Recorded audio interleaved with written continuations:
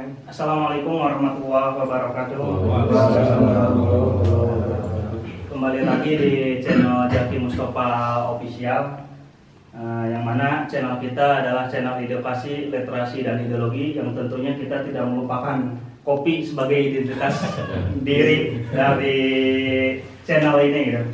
Yang mana channel Kang Zaki ini adalah channel anti jumud yang menerima setiap perbedaan, siap dialog dengan berbagai kelompok dengan catatan bukan penyesatan atau penyimpangan. Catatannya adalah perbedaan, kami sangat menghargai akan hal itu. Gimana Kang, openingnya agak beda gitu untuk sekarang ya Kang, yang biasanya terlalu formal untuk opening Zaki Mustafa Official ini. Ya tentunya kesempatan kali ini juga tentu beda, yang mana kita kedatangan narasumber baru, narasumber yang tentunya sama istimewa, yaitu Kang Syahid. Biasa dipanggil dengan Kang karena awalnya saya ingin memanggil Kang Syahid itu dengan Ceng Syahid atau Ustaz Syahid gitu. Karena Kang Syahid tidak ingin dilabeli dengan gelar, Kang Syahid itu sama bertema dengan kita, bahwa pembicaraan Islam itu bukan hanya pembicaraan seorang ulama atau ustaz, melainkan Islam itu harus dibicarakan oleh seluruh elemen di kalangan masyarakat gitu. Gimana Kang Ibran? Enjoy ya? Insya Allah Tidak terbebani dengan narasumber kita yang begitu hebat kan? lumayan. Ya karena narasumber kita itu orang-orang yang kompeten di bidangnya. Seperti Kang Zaki menjalankan sains dan Islam, kompeten di bidangnya. Kang Syahid menjalankan Islam secara kafah, secara keseluruhan, kompeten di bidangnya. Karena sudah menjadi tekad kita, iya, untuk mendatangkan narasumber itu yang sesuai kompetensi, bukan yang abal-abal. Baik, rekan-rekan semua, para audien yang telah hadir, seperti biasa podcast kita ini bertemakan tentang Islam dan negara, yang mana keinginan kita Islam itu tersampaikan kepada audiens seluas-luasnya agar mengenal Islam secara kafah, bukan Islam abal-abal, bukan Islam abangan atau Islam KTP. Kang Ibran, kita tembak langsung Kang Syahid sebagai narasumber baru kita di podcast hari ini. Tapi tembaknya ini pakai peluru-peluru yang memang ada kan? Betul. Kita tembak langsung Kang Syahid terkait pertanyaan pertama nih. Kang Syahid, apakah bisa Islam ditegakkan di negara Indonesia yang Indonesia sendiri adalah Bhinneka Tunggal Ika? Bagaimana menurut Akang terkait hal tersebut? Baik, bismillahirrahmanirrahim. Assalamualaikum warahmatullahi wabarakatuh. Waalaikumsalam. Alhamdulillah wa mushollian ala rasulillah wa ala alihi wa sahbihi wa mawalah. Pertama, memang ketika kita memahami Islam, bahwasanya Islam itu adalah agama yang diturunkan oleh Allah Subhanahu wa taala kepada Nabiullah Muhammad sallallahu alaihi wasallam. Yang pertama untuk mengatur hubungan manusia dengan penciptanya, yakni adalah Allah. Yang kedua, hubungan manusia dengan dirinya sendiri, dan yang ketiga adalah hubungan manusia dengan sesama manusia. Itulah Islam. Nah, sebagaimana yang Kang Haidar tadi sampaikan, bahwasanya tatkala kita diseru oleh Allah Subhanahu wa taala, di mana Allah menyeru dengan firman-Nya di dalam surah atau Al-Baqarah 208 ya. A'udzubillahi minasyaitonirrajim. Ya ayyuhalladzina amanu dukhulu fis-silmi kaffah wa la tattabi'u khutuwatis syaiton innahu lakum aduwwum mubin. Wahai orang-orang yang beriman, masuklah kalian kepada Islam secara kafah, komprehensif, dan wala tattabi'u khutuwatis syaiton, janganlah kalian mengikuti kehendak syaiton. Karena syaitan itu adalah musuh yang sangat nyata. Nah, berkenaan dengan pertanyaan yang pertama tadi, memang dilihat dari apa yang menjadi mayoritas Indonesia itu dulu ya, 90% itu adalah Muslim. Entah Kang Haidar sekarang itu 90% atau 90% gitu. Ini kalau kata orang Sunda tuh, atau kata orang Garut itu harus disaring kembali gitu. Karena pada dasarnya sekarang itu umat Islam sudah banyak terkontaminasi dengan pemikiran-pemikiran yang lain. Gitu ya. Kalau para ulama itu sampai mendefinisikan inilah hajat utama orang-orang yang membenci kepada Islam dengan terlahirnya sekularisme. Memang itu sudah lama itu ya. Dari 1924 sampai sekarang itu, bahkan dari sebelum 1924 itu sudah diupayakan untuk menjauhkan Islam dari kaum muslimin. Itulah yang disebut oleh para ulama itu adalah fasluddin anil haya wa fasluhu anid daulah. Memisahkan agama dari kehidupan dan memisahkan agama dari negara. Nah, untuk hari ini wabil khusus untuk warga Indonesia, lebih spesifik nggak Kang Zaki? Wabil khusus. Iya. Harus lebih spesifik. Lebih spesifiknya adalah untuk individu kaum muslimin.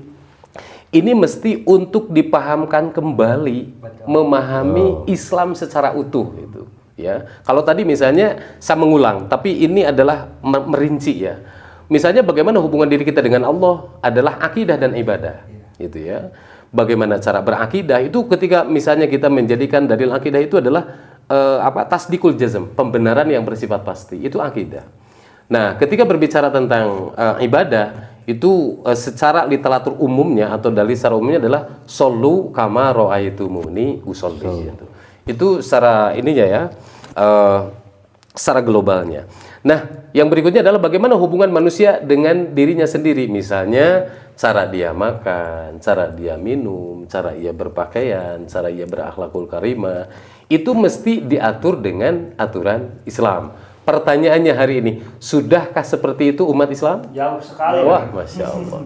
Kecuali masuk WC mungkin Islami. Oh, dan luar membaca biasa. doa. Masya Allah. Nah, itu. Tapi untuk masuk iya, tapi untuk masuk ke elemen negara kayaknya tidak ada. Nah, ini terlebih karena yang dua aspek ini, akidah dan ibadah, termasuk yang barusan itu hubungan manusia dengan dirinya sendiri, itu baru sekitar 5%, Kang Haidar. Nah, yang 95%-nya hubungan manusia dengan sesama manusia, ekonomi, sosial, budaya, politik, pendidikan, hukum, politik dalam dan juga politik luar negeri. Itu mencakup hubungan manusia dengan sesama manusia. Nah, dengan demikian untuk misalnya menjawab pertanyaan seperti tadi yang ini negara Konoha atau Indonesia? Negara Wakanda. Nah, itu yang ini mesti untuk kita runut kembali ya. Kalau misalnya tadi masih ada kaum muslimin yang terlahir untuk apa? Listiqna fil hayatil islamiyah, melanjutkan kehidupan Islam, mestinya bagi Indonesia itu walaupun Bhinneka tadi? Tunggal Ika. Layak nggak? Sangat layak sekali, Kang Haidar. Kalau di umat Islam itu ada. Nah, pertanyaannya hari ini, sudahkah umat Islam itu memahami akan hal-hal yang diserukan oleh Allah dan Rasulnya? Barangkali itu untuk jawaban yang karena tadinya misal singkat ya. Iya. Jadi Bhinneka Tunggal Ika itu bukan alasan untuk kita penganut Islam untuk menegakkan aturan secara kapah ya Kang. Betul. Gitu Kang Gibran.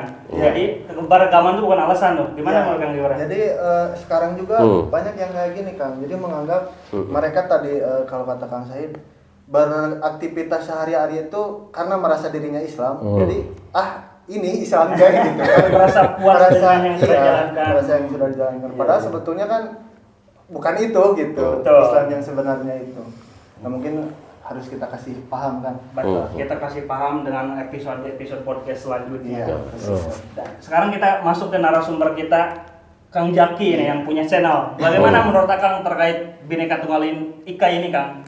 Antara penegakan syariah dan khilafah dalam konsep negara Islam di yang notabene Indonesia adalah Bhinneka Tunggal Ika atau bersifat menjemuk.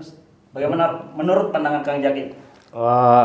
Yang pertama, kalau menurut saya, kita lihat dulu fakta sejarah bahwa Islam datang ke Indonesia itu ada yang menyebutkan abad ke-13, ada yang menyebutkan abad ke-7. Tapi yang jelas bukan kepada masyarakat yang tidak beragama, gitu kan?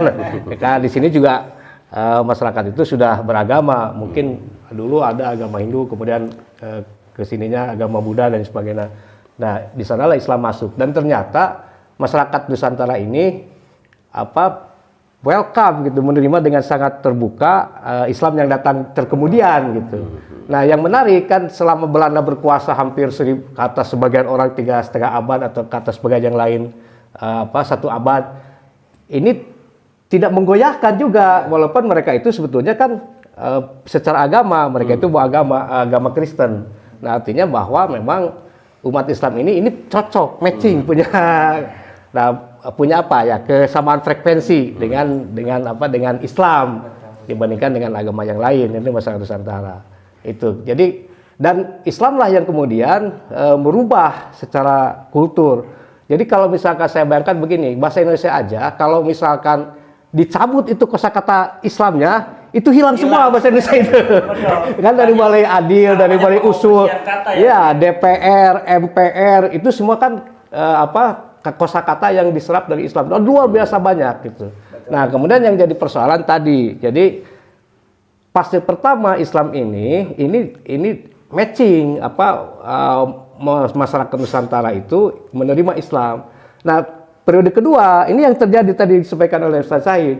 Jadi Islam itu dijauhkan, terutama dengan proklamasi yang menolak, salah satunya menolak penggunaan huruf Arab Latin sebagai huruf yang sudah meluas. Jadi coba Anda bayangkan kan, bangsa Indonesia itu sebetulnya terdidik. Tidak ada seorang pun masyarakat Indonesia ini yang buta huruf. Karena apa? Karena mereka belajar di setiap kampung, di setiap dusun, di setiap itu pasti ada pesantren yang mengajarkan baca tulis Arab Latin gitu. Jadi Malangbong jadi tulis maling bawang gitu kata orang Sunda. Nah, bayangkan 1 detik proklamasi itu seluruh rakyat Indonesia itu otomatis menjadi masyarakat yang buta huruf karena kita dipaksa untuk memakai bahasa Latin. Apakah kemudian dengan penggunaan bahasa Latin itu rakyat Indonesia menjadi lebih maju? Tidak. Nah, orang Jepang juga tidak pakai huruf Latin, buktinya mereka maju luar biasa gitu kan. Dan seluruh dokumentasi peradaban dunia ini sebetulnya sebagian besar ditulis di dalam bahasa Arab, dalam huruf Arab gitu. Jadi pada periode pertama Islam masuk ke Nusantara ini didekatkan kepada Islam, kemudian masyarakat Indonesia ini menjadi semakin beradab, semakin berkebudayaan tinggi gitu. Dan itu jejaknya masih sampai hari ini masih ada. Saya katakan tadi dalam kosakata bahasa Indonesia saja mungkin kalau tadi yang statistik 90% itu sudah kurang kan. Katanya sekarang 85. Udah 85. Tapi kosakata Islam dalam bahasa Indonesia itu lebih dari 80% menurut saya gitu. Kalau itu dicabut ya hilanglah bahasa Indonesia itu.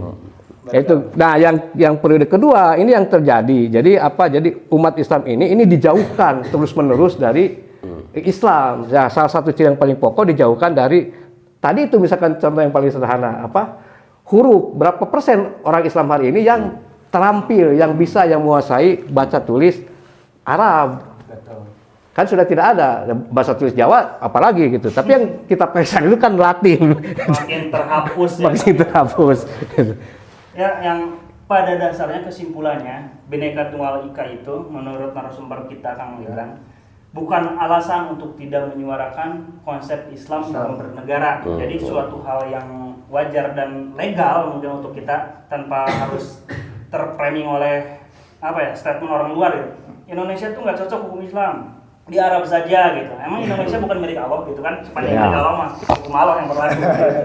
Nah, Kang Said dan Kang Jaki, katakanlah Indonesia itu sudah menjadi negara Islam dengan syariat yang berlaku adalah syariat Islam dipimpin oleh seorang khalifah dan sistem yang berjalan adalah khilafah. Zaman Rasul pun ada keberagaman atau yang kita sebut di Indonesia itu Bhinneka Tunggal Ika. Ada Kristen, Yahudi, Pagan dan disatukan dengan Islam, dan pola Rasul menyatukan hal tersebut itu dengan Piagam Madinah. Dan untuk Indonesia sendiri untuk menyatukan kaum-kaum yang berceceran hari ini, termasuk Islam pun kan terbagi-bagi Kang. Dari yang bersatu dan bercerai-berai ada gitu, ada yang pasea lah bahasa Sundanya Kang Syahid dengan masalah pengurus aja. Tapi ada juga yang disatukan oleh tambang gitu. Nah, negara Islam ini tuh bagaimana menyatukan mereka semua gitu kan dalam konteks Islam sudah tegak. Menurut pandangan Akang gimana? Baik, bismillahirrahmanirrahim. Ada informasi atau sabda Nabi SAW yang cukup untuk mengarahkan kita akan kesadaran ini. Misalnya salah satunya adalah awwaludinikum nubuwah, fatakunu fikum masyaallah antakun, summa yarfa'uha Allahu idza syaa'a ayyarfa'aha, summa takunu khilafah ala minhajin nubuwah. Fatakunu fikum masyaallah antakun, summa yarfa'uha Allahu idza syaa'a ayyarfa'aha, summa takunu mulkan 'adhan. Fatakunu fikum masyaallah antakun, summa yarfa'uha Allahu idza syaa'a ayyarfa'aha, summa takunu mulkan jabriyatan. Fatakunu fikum masyaallah antakun, summa yarfa'uha Allahu idza syaa'a ayyarfa'aha, summa takunu khilafah ala min hajin nubuwah summa sakata. Nah, kita memahami bahwa awalnya agama itu adalah kenabian. Maka kenabian itu tidak ada diangkat oleh Allah Subhanahu wa taala, lalu dengan kuasa Allah, Allah mengangkat pemimpin yang tadi kata-kata ada yang disifat pemimpin yang sifatnya zalim, ya. Dan fase yang ketiga adalah mulkan jabriyatan, ya. Dan kalau misalnya melihat hadis dan fakta yang ada kayaknya sekarang gitu. Nah, yang sedang kita tuju itu adalah akan ada lagi khilafah seperti metode kenabian. Nah, yang menjadi tugas dan langkah-langkah kita untuk menuju ke sana itu harus seperti apa? Nah, maka Nabi SAW dahulu ketika memproklamirkan diri mendirikan negara di Madinah pada saat itu ada beberapa fase atau marhalah yang dilalui oleh Nabi SAW yang ditempuh gitu. Yang pertama adalah ketika Nabi SAW pada saat itu adalah marhalah yang pertama itu adalah taskif wa takwin, pembinaan dan penguatan akidah terhadap para kader-kadernya. Jadi persis nih Kang Gibran, bukan wakil presiden ya. Nanti sebentar lagi 20 ya.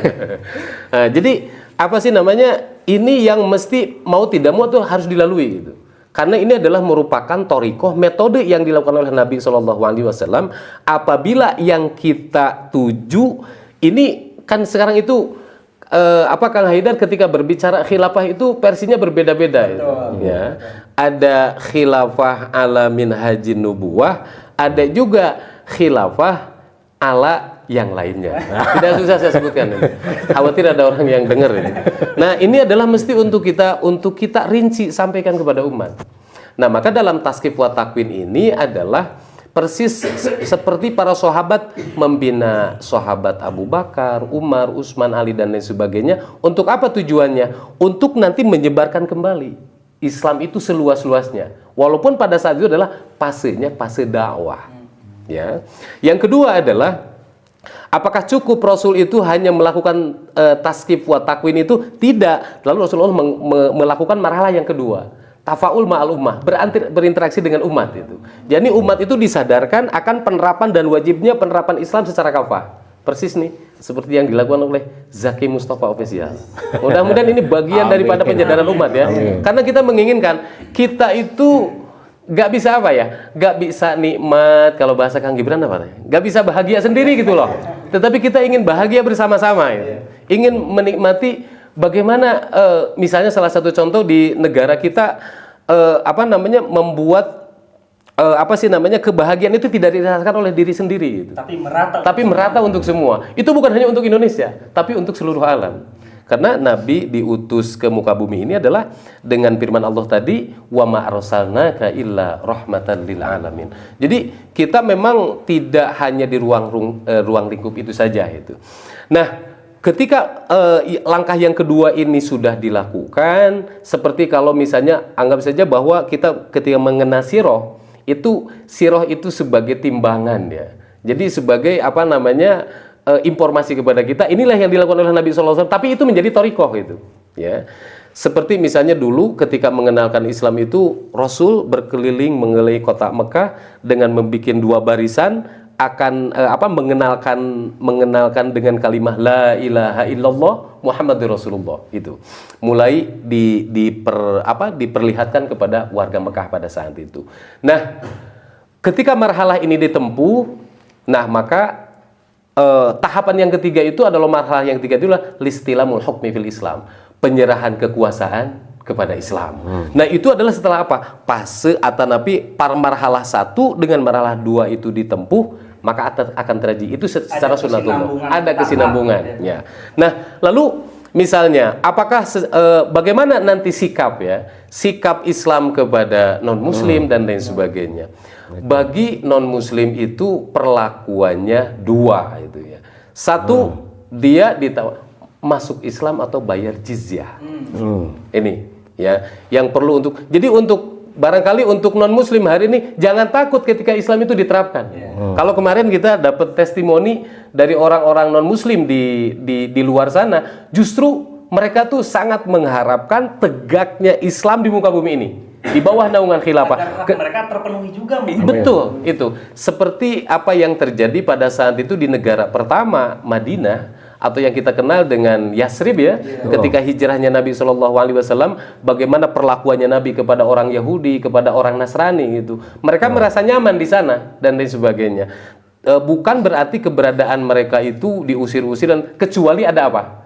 Ada perjanjian yang mereka mendolimi terhadap perjanjian Ada tersebut, yang melanggar ya, terhadap apa-apa yang dilakukan oleh Nabi Shallallahu Alaihi Wasallam. Jadi sekali lagi, ini yang mesti untuk dicamkan wabil khusus oleh kaum muslimin. Nah kayaknya Kang Gibran, kalau misalnya sekarang misalnya kita berbicara nih di Zaki Official, Mustafa Official ya, misalnya kalau saya bertanya misalnya ada suatu misal nih, kalau di Indonesia mungkin nggak ada ya orang Islam yang benci terhadap syariat Islam, mungkin ada ya?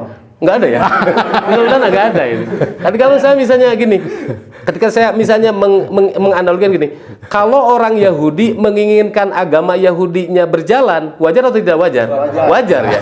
Orang Nasrani pun ketika menginginkan ajaran Nasraninya berjalan di muka bumi ini, wajar atau tidak wajar? Pertanyaan saya yang ketiga, bagaimana kalau umat Islam itu tidak menginginkan tegaknya syariat Islam, tidak menginginkan tegaknya khilafah, tidak menginginkan akan apa-apa yang Allah turunkan di muka bumi ini, umat Islam yang seperti itu wajar apa kurang ajar? Nah itu bukan kata saya ya. Jadi jadi ini mesti Kang Haidar yang upaya ini terus dilakukan akan kesadaran mereka akan pentingnya Islam. Misalnya kalau misalnya gini, saya mengambil salah satu firman Allah, walau anna ahlal qura amanu wattaqau lafatahna alaihim barakatim minas sama'i wal ardh. Jadi Allah itu berjanji ya, atau memberikan janji apabila penduduk Korea kampung itu beriman dan beramal soleh, maka Allah akan memberikan futuh. Nah, ketika berbicara futuh di sini adalah lalu apa yang dilakukan oleh kaum muslimin hari ini? Itu menentangkah kepada Islam atau menerima dengan ajaran Islam secara utuh. Nah, oleh karena itu kita mestinya wabil khusus adalah kaum muslim ini terhadap Islam itu kurang lebihnya harus rindu atau harus benci? Rindu seharusnya, ya. Barangkali itu untuk jawaban yang kedua. Ada 2 poin yang saya garis bawahi. Orang non Islam tidak takut akan berdirinya hukum Islam. Nah, PR kita hari ini tuh bukan ke orang non Islam Kang, tapi ke orang Islam sendiri. Banyak yang Islam gak cocok di Indonesia tuh orang Islam sendiri yang mengatakan hal tersebut. Dan dari hadis tadi Kang, di ujung hadisnya tuh bahwa Nabi itu sakot diam. Apakah sakot diam di situ tuh menggambarkan dirinya berakhir setelah putuh minhaj nubuwah tersebut? Apakah ada keberlanjutan? Tapi hadis yang saya baca tuh dunia ya udah berakhir, Nabi Isa dan seterusnya gitu. Nah, saya pengen tahu pandangan Kang Jaki nih terkait pemersatuan umat ini Kang, ketika negara Indonesia adalah negara Islam.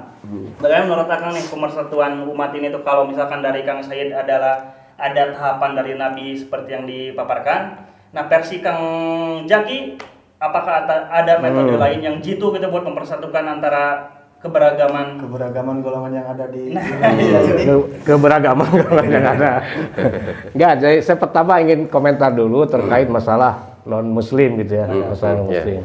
Jadi saya bisa meyakini sepenuhnya dan bisa menjanjikan bahwa kalau Indonesia itu menjadi negara Islam, ini jangankan umat Islam, jadi umat non Muslim pun itu pasti dijamin akan terayomi gitu. Akan jauh lebih baik hidupnya, jauh lebih sejahtera, jauh lebih makmur, baik secara ekonomi maupun secara spiritual. Nah, kenapa? Karena jaminan dalam Islam ini bahwa Islam tidak akan memaksa orang untuk masuk ke dalam Islam, la ikraha fiddin gitu. Jadi mereka itu akan diberi kebebasan untuk memilih secara keyakinan. Nah, kemudian ada dulu itu ada buku yang berjudul 2000 tahun sejarah Yahudi yang ditulis oleh orang Yahudi, bukan oleh orang Islam gitu, orang Islam. Ya, dan di dalam buku itu diakui bahwa Yahudi ini kan Yahudi kan bangsa yang terusir di Negaranya. selain zaman sekarang gitu kan. Sekarang kan Yahudi yang mengusir gitu. Tapi sebelum zaman sekarang itu mereka itu selalu terusir, diusir di sana di sini, datang di Babilonia diusir, datang ke Mesir diusir, datang ke itu mereka mengakui bahwa mereka ini merasakan hidup sebagai manusia itu hanya di bawah kekhalifahan Islam. Itu dalam buku yang ditulis oleh orang Yahudi. Nah, kemudian tadi juga sudah disinggung oleh Pak Ustadz fakta sejarah bahwa ketika Nabi mendirikan negara Islam di Madinah itu kan tadi malah yang Muslim ini minoritas di Madinah itu mayoritasnya justru kan Yahudi. Ada Aus, Khazraj, Ghatafan, Qainuqa, Quraidah dan lain sebagainya. Ada 12 kabilah besar. Nah, kemudian Rasul membuat Piagam Madinah. Nah, kalau kita baca Piagam Madinah itu maka tidak ada satupun yang berbeda klausul pasalnya itu, baik terhadap Muslim maupun terhadap yang Yahudi. Itu bisa dicek, nggak itu pasal-pasalnya itu kan hanya mengulang kalau kita baca gitu ya. Itu tidak ada pembedaan bahwa yang berlaku untuk Muslim dan sebagainya itu sama. Malah Islam itu mengakui karena ada satu ayat Al-Quran, atiullaha wa atiur rasul wa ulil amri minkum. Nah, ingat bahwa ayat itu tidak turun kemarin, tidak turun minggu yang lalu. Tapi turun pada zaman Nabi. Artinya pada zaman Nabi itu ada Allah, ada Rasul, dan ada ulil amri. Nah, siapa yang dirujuk sebagai ulil amri di sana? Yaitulah pemimpin-pemimpin Khazraj, pemimpin Aus, pemimpin Ghatafan dan sebagainya. Dan itu diakui oleh Rasul bahwa ketaatan kepada mereka itu juga sama. Kepada Allah dan Rasulnya. Ketaatan kepada Allah dan Rasul.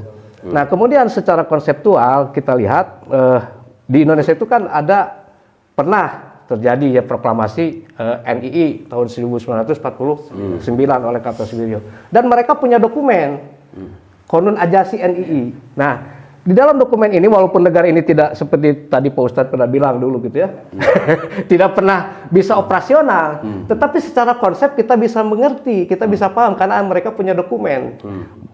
Kalau di kebebasan beragama itu kalau di Undang-Undang Dasar 45 itu pasal 36 kalau tidak salah.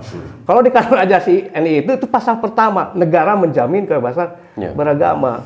Nah, jadi kebebasan beragama itu kalau dalam negara Islam ini pasti bakal jauh lebih baik daripada di negara demokrasi NKRI. Jadi Jokowi itu harusnya di impeachment gara-gara membuat dia betul karena gara-gara membubarkan misalkan HTI, membubarkan ormas ini, membubarkan. Jadi negara tidak hadir untuk melindungi agama. Padahal Jokowi itu disumpah itu untuk menjaga menjalankan undang-undang dasar bukan untuk bagi-bagi bansos. Nah, kan itu repotnya gitu. Ya, kalau dipimpin oleh orang yang tidak mengerti konstitusi, tidak mengerti bernegara, inilah yang terjadi gitu. Itu. Betul. Ya, pada intinya mungkin ya zaman Rasul dulu di Madinah Muslim itu adalah minoritas ya kan, seperti Akang sebutkan tadi. Sedangkan dalam konteks Indonesia Muslim hari ini itu adalah mayoritas, berarti ada PR besar di situ. Mungkin mayoritas itu secara kuantitas, tapi secara kualitas kita tidak lebih dari silakan deskripsikan. Lanjut Kang Ibran ke pertanyaan selanjutnya, silakan.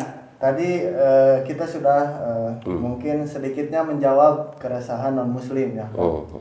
Nah, sekarang saya ingin lebih ke Islam, ke Muslimnya nih Kang. Jadi dalam kaidah fikih itu ada suatu kaidah yang menarik. Itu ada al-muhakamah, yang mana adat itu bisa menjadi suatu hukum asalkan tidak bertentangan dengan syariah. Nah, dalam kegiatan sosial Islam hari ini orang-orang Islam ini terbagi menjadi beberapa kelompok yang sudah tadi disinggung, terbagi menjadi beberapa kelompok jamiah yang mana mereka itu saling membanggakan atas kelompoknya masing-masing. Tadi juga sudah disinggung mereka dibedakan dalam hal puru ya kan. Betul. Tapi ada juga yang disatukan oleh kepentingan bersama Cari cuan bersama. Nah, bagaimana sih apa sih cara yang bisa kita lakukan agar umat Islam ini kembali bersatu, umat Islam ini kembali kepada jalan Allah dan Rasulnya dalam upaya untuk mewujudkan negara Islam nih, Kang. Silahkan mau dari siapa dulu. Maka Baik, Bismillahirrahmanirrahim. Ini ngeri sedap sebetulnya.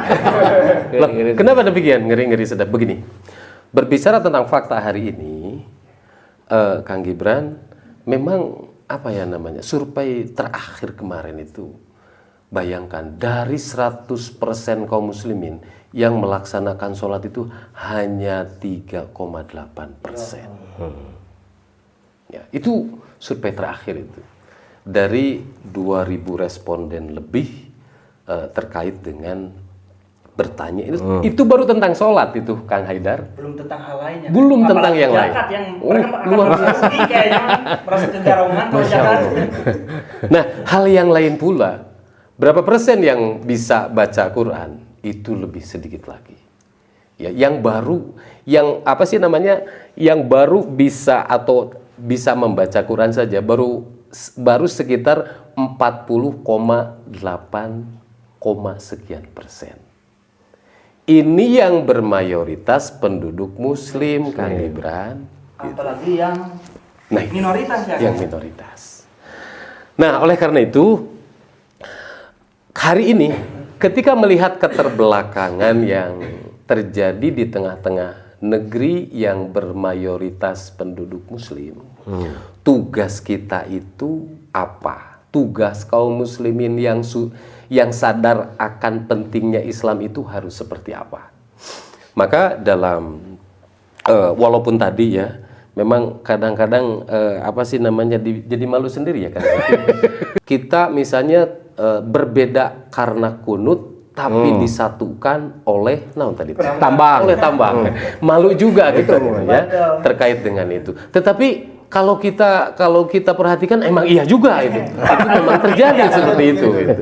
Nah, jadi kita merujuk lagi kepada apa yang menjadi pemberangkatan kita ya, tatkala berorganisasi, berpartai, berhizib, karena mana partai itu kalau tidak salah mana bahasa Arabnya hizib ya, atau misalnya berkelompok dan lain sebagainya. Di dalam surah Ali Imran ayat 104 itu kurang lebih Kang Gibran, firman Allah Subhanahu wa taala seperti ini, A'udzubillahi minasyaitonirrajim, wal takum minkum ummah yad'una ilal khair wa ya'muruna bil ma'ruf wa yanhauna 'anil munkar wa ulaika humul muflihun.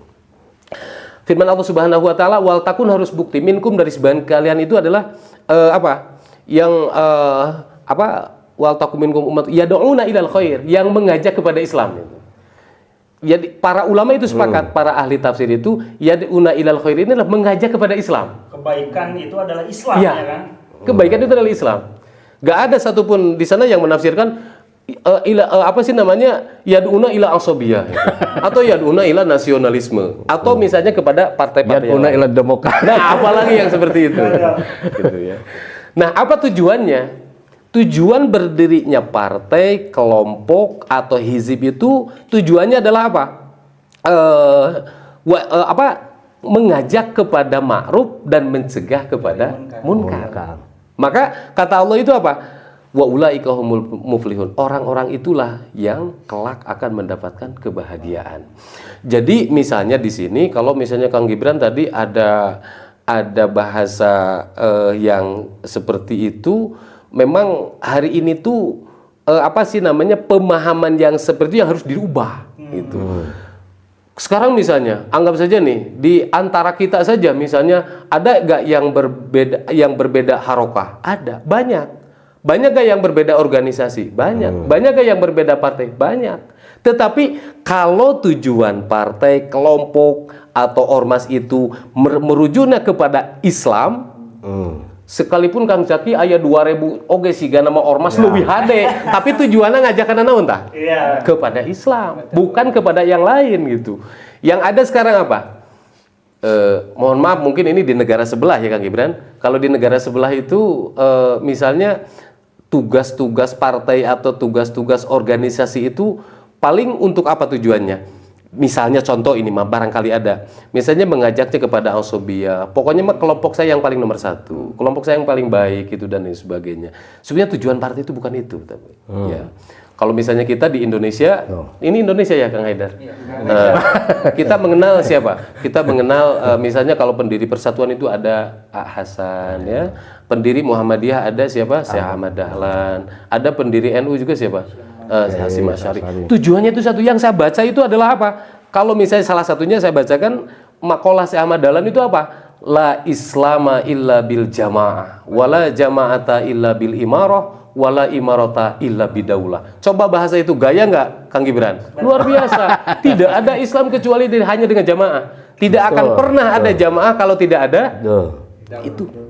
Nah, oleh karena itu tugas dan peran penting hari ini ketika berbicara tentang ormas, berbicara tentang partai politik, berbicara tentang lembaga adalah mengajak untuk mendirikan syariat Islam. Jadi ar-ruju ilal kamal, menuju kepada kesempurnaan itu adalah menerapkan secara utuh dalam bingkai, bukan bingkai RT, bukan bingkai RW, apalagi bingkai negara, tapi bingkai dunia. Pilar, gitu. Seperti itu Kang Haidar, apa sih namanya jawaban singkat saya untuk pertanyaan yang kedua atau ketiga ya? Ada titik poin. Ada titik poin. La Islam, la jamaah, la jamaah, la imarah, la to'ah. Ya. Nah, faktanya di Indonesia ini itu semua la. Makanya Indonesia hilang arah kaum Islam sendiri. Jadi kalau la nafian masih nggak apa-apa, tapi kalau la nahiyah itu yang sudah bahaya. Sudah bahaya. Ya, jadi tadi meneruskan apa yang disampaikan oleh Ustaz. Yang pertama kita harus mengerti dulu konsep persatuan itu apa gitu kan. Jadi kalau misalkan gini, orang Garut itu pasti berbeda dengan orang Tasik. Orang Tasik kan sukanya berdagang, kredit. Orang Garut sukanya mengkredit. Tapi apakah mereka bersatu atau tidak? Bersatu. Kenapa? Karena ada gubernur Jawa Barat. Jadi sebetulnya konsep kepemimpinan ini terkait erat dengan kepemimpinan. Jadi bukan orang tidak boleh berbeda. Orang Sunda itu suka dangdang, gitu. Orang Padang pandai dagang, gitu kan begitu. Mereka akan bersatu juga. Kenapa? Karena ada kepemimpinan yang mengikat mereka, yaitu kepemimpinan di tingkat nasional negara. Tapi kalau orang Indonesia dengan orang Malaysia itu tidak bersatu, karena tidak ada kepemimpinan yang lebih tinggi, kan begitu. NU dengan Muhammadiyah itu tidak bersatu, karena tidak ada pemimpin yang menyatukan. Nah kalau apa ya ormas lah, NU Garut ya dengan NU Tasik bersatu karena ada NU di struktur kepemimpinan yang lebih tinggi di Jawa Barat. Jadi itu adalah konsep dari persatuan, sebetulnya esensinya. Gitu. Jadi umat Islam ini sampai kapanpun tidak akan pernah bersatu. Karena tidak ada struktur kesatuan. Karena tidak ada pemimpin yang diakui secara bersama, kan itu saja sebetulnya. Dan ini bukan hanya konsep dalam Islam saja, dalam semua struktur sosial kan. Yang disebut bersatu itu bukan karena tidak adanya perbedaan, tetapi karena adanya pemimpin yang menyatukan. Jadi rumusnya sederhana, kalau Islam itu ingin bersatu ya gampang. Tadi la islama illa bil jamaah. Itu intinya. Nah, la-nya itu la apa? Kalau la nafi kan tidak masalah. Kalau la nahi ya ini yang bahaya. Jadi umat Islam itu dilarang untuk punya bersatu, dilarang untuk punya pemimpin agar tidak bersatu. Itu yang bahaya. Tapi untuk keilmuan alat ya kan mungkin itu adalah lanapi, tapi faktanya di Indonesia pemerintah mengadopsi lanahi kayak. Iya, itu yang bahaya. Salah ijtihad itu. Selalu dilarang. Iya, katakanlah tadi Islam sudah tegak. Kita kembali ke belakang Mas Said dan Kang Yaki. Dalam proses penegakan syariat Islam dibingkai dengan syariah, khilafah dalam konsep negara Islam tentu ada metode seperti yang dipaparkan oleh Kang Said dari Rasul. Nah, yang ingin saya tanyakan tuh langkah konkret hari ini untuk penegakan negara Islam di Indonesia, apakah dengan mengikuti cara yang ada, yaitu mengikuti demokrasi yang ada misalnya, ataukah legal dengan pergerakan militer, Kang? Nah, bagaimana ya? Kita makin jangan ngeri-ngeri start, kita bikin ngeri sekaligus saja kan. Bagaimana langkah konkret hari ini untuk penegakan negara Islam? Baik, Bismillahirrahmanirrahim. Terkait dengan pertanyaan ini, memang sebetulnya kita apabila mengenal Islam lebih dasar ya, dan terkait dengan sebut saja adalah dengan kata lain adalah revolusi gitu ya. Maka yang Nabi SAW pada saat itu ambil adalah metode apa? Inkilabiyah itu. Ya, apa? Revolusioner total gitu ya. Dari mulai apa sih namanya? ideologinya dan lain sebagainya dari segala elemen. dari segala elemen itu. Nah, maka hal-hal ini adalah cara atau penempuhannya hari ini persis seperti apa yang dilakukan oleh kaum muslimin ya, yang sudah begitu ada kesadaran terhadap pengembalian penerapan syariat Islam. Karena kenapa mereka perjuangkan? Karena itu adalah pertama suatu kewajiban, yang kedua adalah memang sesuatu yang disebut dengan sesuatu yang paling penting dan juga genting itu pada hari ini. Karena memang ketika tidak diterapkannya syariat Islam, hari ini kita bisa saksikan itu. Yang paling ngeri Kang Gibran di generasi muda hari ini ya. Kalau dulu Kang Zaki kita dengar-dengar yang dinamakan kalau di anak muda itu seperti misalnya pesta miras tahun berapa itu, sudah lama ya. Sampai sekarang gitu kan. Terbudayakan kembali gitu. Tapi ya memang itu seperti yang kejadian hari ini. Nah, maka terkait dengan ini adalah yang hari ini dilakukan seperti misalnya Ghazwul Fikri ya, perang pemikiran, Ghazwul Saqafi, perang budaya. Itu yang sedang dilakukan oleh sebagian kaum muslimin, walaupun kita sangat berharap setelah acara ini jadi ramai juga itu. Untuk apa memerangi hal yang demikian?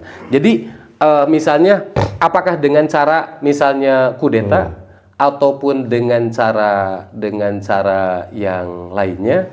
Maka jawaban saya adalah jawabannya satu, untuk menempuh ke arah sana hanya dengan cara tadi itu, inkilabiah itu. Jadi karena metode inkilabi ini sudah pernah dilakukan oleh Nabi SAW dan juga itu hasilnya gemilang sampai kemarin gitu. Nah, maka upaya-upaya untuk menempuh ke arah sana memang ada rincian yang pernah saya tadi sampaikan di awal. Itulah langkah-langkah utama yang dilakukan oleh kita hari ini. Jadi misalnya begini, bisa jadi kaum muslimin itu punya keinginan yang sangat kuat untuk melanjutkan kehidupan Islam, tapi modal tidak punya. Gitu. Jadi lamun cuk bahasa orang Sunda mah kumaha Kang Gibran? Sosoroh. Ya gitu bahasa namanya. Nah, gitu. Nah, maka dari taskif ini, dari pembinaan para kader dakwah ini, yang tentunya adalah yang didapatkan pasti itu adalah sakofah Islam. Ya, sakofah yang akan diberikan lagi kepada halayak umat tadi. Nah, apakah hanya di situ saja? Gus we ayeuna mah urang mah nu penting mah ngaji we sing bener dan lain sebagainya. Apakah dengan tetap seperti itu? Enggak. Lewat penyadaran umum. Penyadaran umum kan banyak sekali gitu. Seperti bukan saya iklan ini ya. Yang dilakukan oleh misalnya Zaki Mustafa Official itu masuk kita ke segmen sekolah, masuk ke segmen pesantren. Karena mohon maaf, sekarang itu adalah misalnya kalau dulu berbicara tentang santri, sampai saat ini hari santrinya masih dikenal ya Kang Zaki ya. Betul. Ada hari santri gitu. Tapi santrinya hilang ya. Dulu santri itu apa? Pejuang. Sekarang santri itu apa? Perokok. Ada kebanyakan santri itu. Punten, ini sebagian ya. Santri itu yang pekerjaannya apa? Mager itu. Apa mager itu, Kang? Malas gerak. Nah, hobinya rebahan gitu. Nah, mestinya anak muda-mudi sekarang marilah jadi kesatria. Jadi para kesatria dalam Islam untuk membela, mengembalikan kehidupan Islam itu supaya apa yang menjadi cita-cita kaum muslimin tentunya cepat terwujud, ya cepat selesai. Tapi misalnya memang hari ini pun di kalangan orang tua pun tidak sedikit ya Kang Zaki yang masih berjuang. Tapi mungkin itu tadi yang harus dirilis itu apa? Langkah-langkah dan juga metode yang ditempuh ini Kang Haidar. Betul. Karena tidak sedikit yang para pejuang itu hari ini putus asa. Karena sudah terlalu lama berjuang, kok can hasil-hasil gitu ya teh. Nah itu, upami bahasa Kang Haidar mah tadi, kita harus kembali lagi kepada khitoh awal itu. Yang menjadi tujuan perjuangan itu apa itu, ya. Maka dengan demikian, hemat saya itu adalah mari jadikan Islam ini sebagai fikroh dan metode yang dilakukan oleh Nabi SAW, jadikanlah itu metode satu-satunya untuk mengembalikan kehidupan Islam. Ya, sekalipun bukan berarti menolak apa Kang Zaki tadi oh misalnya dakwah di zaman Nabi mah make onta, ayeuna ge kudu make onta. Bukan berarti seperti itu Kang Zaki ya. Kang Zaki erek dakwah pakai pesawat misalnya ke Amerika seperti pemerintah gini kan. Anu icalan martabak misalnya. Apa mau dakwah ke sana pakai ini dan lain sebagainya. Bukan berarti seperti itu ya. Tetapi sekarang ditempuhnya mungkin lebih apa? Lebih unik lagi gitu. Bahkan lebih apa Kang Gibran lebih istimewa lagi dari seperti yang dilakukan dulu itu. Jadi ketika menggambarkan dakwah Islam bukan membicarakan apanya Kang Zaki itu istilahnya teknis atau misalnya materi-materi yang dilakukan waktu itu. Bahkan sekarang lebih apa lagi? Lebih canggih lagi gitu. Bayangkan mendakwahkan orang Perancis cukup hanya dengan WhatsApp gitu. Ya dan lain sebagainya. Nah, itu dalam hal ini mungkin nanti Kang Zaki menambahkan terkait dengan teknologinya. Langsung lanjut ke Kang Zaki. Jawaban Kang Said itu kalau bahasa orang Sunda, orang tua Sunda kan netet taraje ini cekambala. Nah, saya ingin titik tekan ke Kang Zaki. Apakah langkah pergerakan militer dalam upaya penegakan syariat Islam suatu hal yang legal, Kang Zaki? Silakan dijawab oleh Kang Zaki. Biar ada titik tekannya. Iya, langkah konkret hari ini gitu. Kan Islam selalu dikatakan dengan radikal kan, seperti dibahas sebelumnya gitu. Bahwa radikal itu bla bla bla bla. Nah, apakah ini dengan pergerakan militer itu adalah suatu hal yang radikal? Padahal kan Nabi juga melewati beberapa gojwa pada zaman dulu. Silakan Kang Zaki. Tuh, ini ada agak bingung soalnya. Tapi mungkin saya mungkin bisa jadi juga agak sedikit berbeda pendapat dengan Al Ustaz ini. Itu kan saya terkait masalah demokrasi mungkin agak sedikit berbeda pendapat. Jadi kalau menurut saya demokrasi ini ada dua jenis, ada dua level gitu kan. Pertama demokrasi sebagai sistem nilai. Nah itu yang total bertentangan dengan Islam. Itu menurut saya total ya, artinya total. Tetapi demokrasi sebagai prosedur ini mungkin ada kaitannya dengan Islam musyawarah walaupun tidak sama juga gitu kan. Tetapi sebagai prosedur, bukan sebagai sistem nilai yang tadi itu, sebagai prosedur. Nah, dalam konteks itu saya lebih cenderung untuk Islam ini ditegakkan melalui cara-cara musyawarah.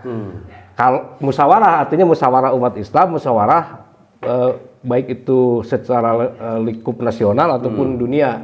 Katakanlah misalkan kalau kita bicara nasional Indonesia, itu melalui musyawarah. Saya lebih cenderung ke sana gitu ya, pemikiran saya. Dan ini yang secara historis memang pernah terjadi walaupun belum berhasil. Nah, tetapi dalam konteks musyawarah itu pun kan tadi saya mengutip kata-kata John F. Kennedy. Jadi John F. Kennedy pun mengutip kata-kata Sun Tzu.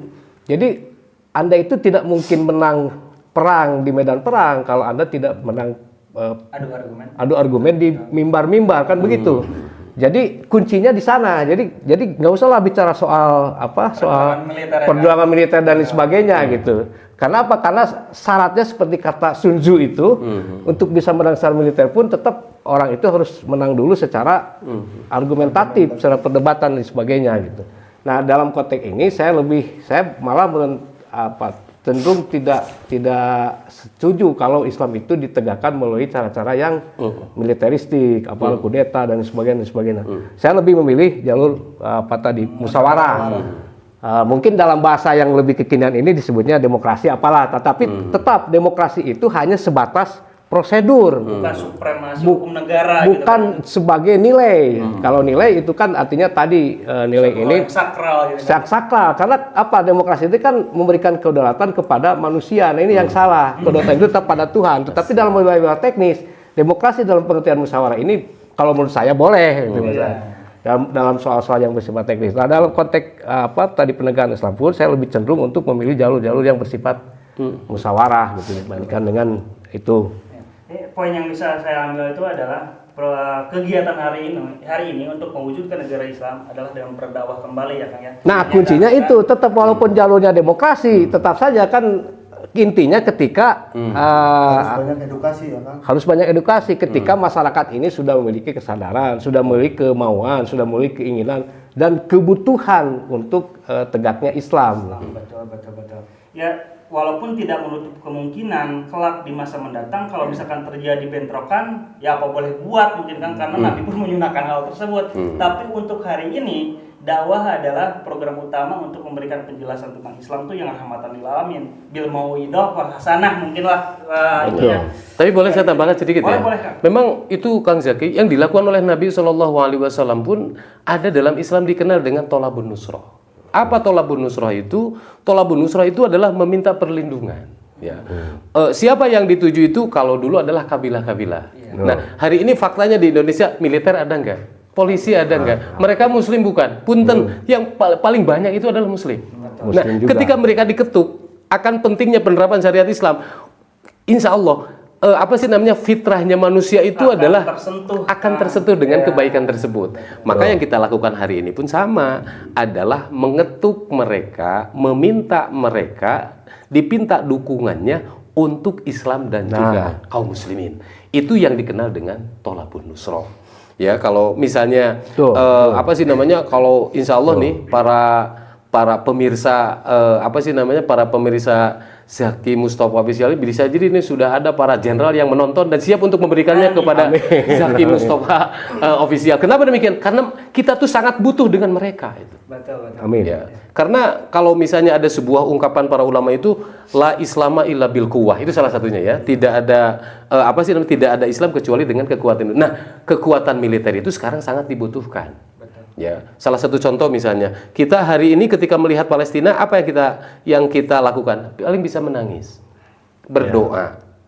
Lalu misalnya ada uang sedikit kita titipkan.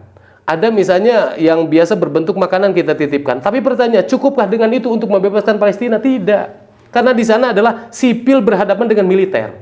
Palestina itu hanya akan terbebas dengan militer lagi. Tapi pertanyaannya, adakah militer hari ini yang terpanggil hatinya untuk ikut berperang ke sana? Ternyata Kang Zaki, mual bisa militer ini kali itulah mau memimpin militer. Siapa yang akan memimpin militer? Khilafah Islamiyah. Amin. Yang sebentar lagi insya Allah tegak.